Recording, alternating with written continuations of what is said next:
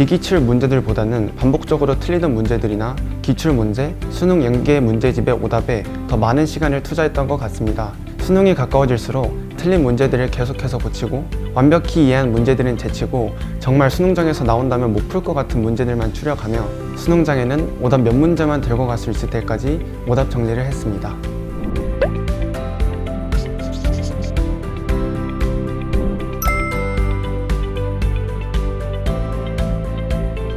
안녕하세요. 러셀 대치에서 고3 2월부터 수능까지 공부하여 한림대의학과에 정시 일반 전형으로 합격한 고강혁입니다.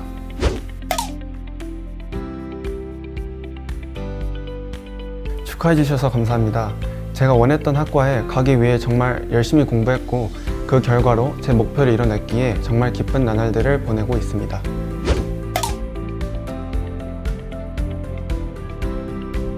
아무래도 제가 3학년 1학기 때까지 내신을 챙겼기 때문에 상대적으로 다른 고3 친구들 또는 N수생 분들에 비해 해놓은 공부량이 현저히 부족했습니다. 제가 공부할 수 있는 시간을 충분히 확보해 줄 수 있는 곳을 찾다 보니 현역이 N수생들과 같이 공부할 수 있고 선생님들이 체계적인 학습 관리도 해주는 러셀 바자관이 저에게는 가장 좋은 선택지였습니다.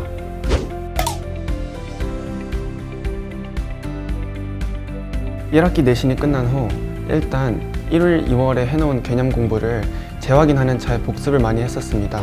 그 이후 구평 전후로는 문제풀이 실력을 기르기 위해서 기출 문제집을 반복해서 풀거나 사설, 모의고사들을 풀며 많은 경험을 쌓으려 했습니다. 수능이 가까워질수록 실전 연습을 위하여 모의고사를 2과목씩 묶어 한 번에 이어서 풀며 모의고사 양을 늘렸습니다.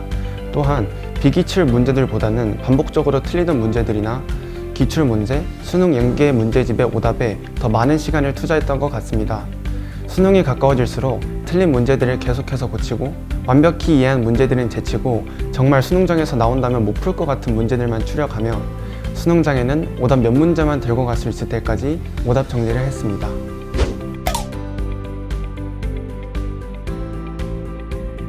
언어와 매체의 과목을 선택했습니다.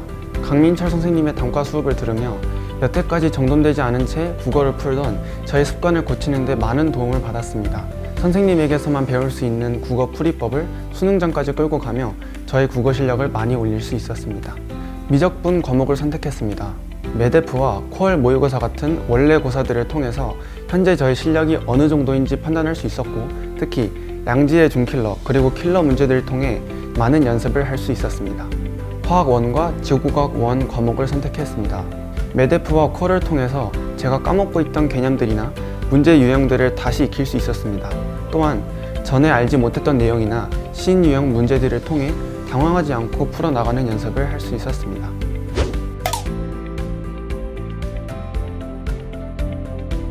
수능을 치기까지 100일 정도 남았을 당시에는 사설 모의고사들은 과목당 일주일에 한 번 정도 풀어보며 취약한 부분들을 확인하고 고쳐보는데 많이 이용했던 것 같습니다. 그 당시에는 평가원 기출들을 여러 번 풀어보며 많은 선생님들께서 이야기하시는 평가원의 문체 또는 문제 구성 패턴에 익숙해지려 노력했던 것 같습니다. 수능이 다가올수록 수능 당일에 시험지를 받고 떨지 않기 위해서 혹은 실전 감각을 기르기 위해서 많은 양의 사설 모의고사들을 풀었던 것 같습니다.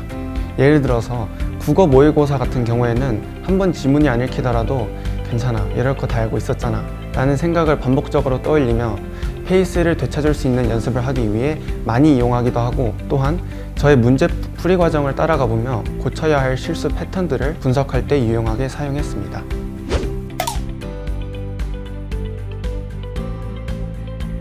저에게 가장 취약했던 과목은 영어였습니다.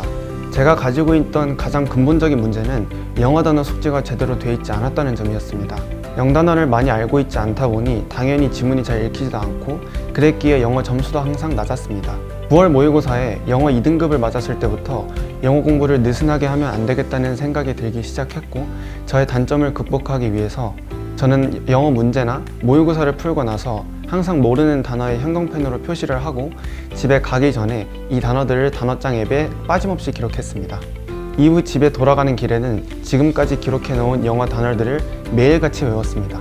단어를 암기할 때 내가 틀렸던 문제까지 같이 기억에 남아 훨씬 수월하게 단어를 암기할 수 있었던 것 같습니다. 이런 노력을 통해 영어 성적을 수능 때는 97점까지 올릴 수 있었습니다.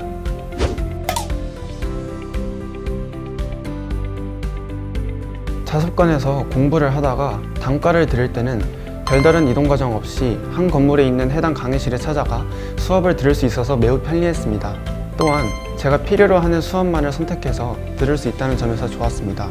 인상 깊은 선생님을 뽑자면 바로 국어 영역을 가르치시는 강민철 선생님입니다. 어마어마한 집중력을 이끌어내시는 선생님만의 현장 강의가 그때 당시에는 매우 놀라웠고 그로 인해 많은 도움을 받은 것 같습니다.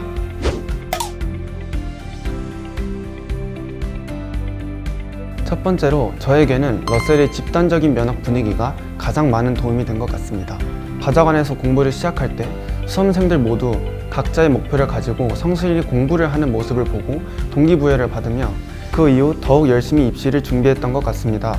다 같이 집중하는 분위기에 제가 집중력을 잃지 않고 끈기 있게 공부하는 데 많은 도움을 줬다고 생각합니다.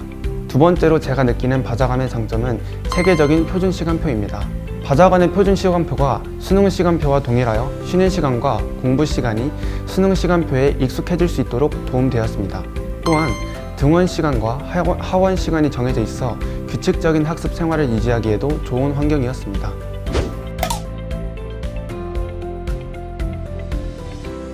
매달마다 치르던 퀄 모의고사, 메가대성 더 프리미엄 모의고사 같이 러셀에서 진행되는 모의고사가 도움이 많이 됐습니다. 한 과목씩 풀던 사설 모의고사와 달리 전 과목을 한 번에 연속적으로 보는 수능 시험처럼 연습할 수 있다는 점이 좋았습니다. 또한 몇 시간 동안 문제를 풀고 있어 체력적으로 지칠 때에도 집중력을 잃지 않으려는 노력을 할 수 있어 수능을 볼 때 끝까지 집중력을 잃지 않게 대비할 수 있어 좋았습니다. 또한 저의 취약한 과목이나 단원 혹은 실수들을 확인하기에 가장 좋은 방법이었습니다. 모의 시험을 치른 이후 성적 분석 자료도 같이 나와 제 자신을 되돌아볼 수 있는 좋은 시스템인 것 같습니다. 또한 온라인 좌석 신청 시스템을 통해서 단과 수업을 들을 때 제가 원하는 자리를 신청하여 앉을 수 있어 좋았습니다. 또한 과정이 복잡하지 않았다는 점에서 또 좋았습니다.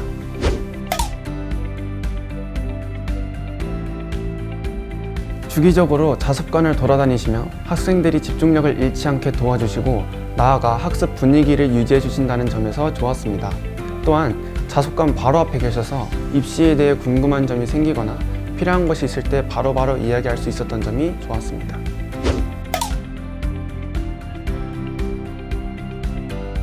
러셀 단과 수업 때는 바자관 내에서 마스크를 한 번이라도 제대로 착용하지 않았을 시 당일 퇴원이라는 점, 그리고 KF94가 아닌 마스크를 착용하고 왔을 시에 입장이 불가능하다는 점에서 코로나19라는 힘든 상황에서도 철저히 지켜지는 방역수칙 덕에 그나마 마음 편하게 공부할 수 있었던 것 같습니다. 또한 사람이 많은 단과 수업을 들을 때 대면 강의와 비대면 강의를 조로 나눠 번갈아 진행한다는 점에서 불안할 때는 비대면 수업으로 괜찮을 때는 대면 수업을 들을 수 있어서 좋았습니다.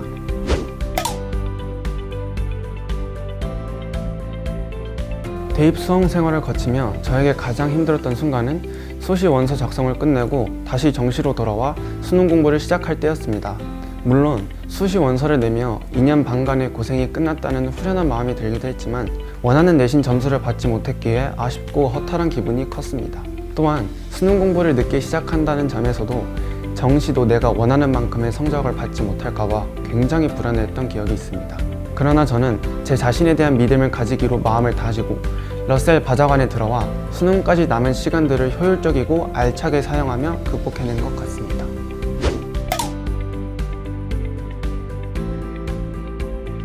내가 내 자신을 믿지 않는다면 그 어떤 것도 이뤄낼 수 없지만 내가 내 자신을 믿게 된다면 그 무엇이라도 이룰 수 있게 됩니다. 화이팅!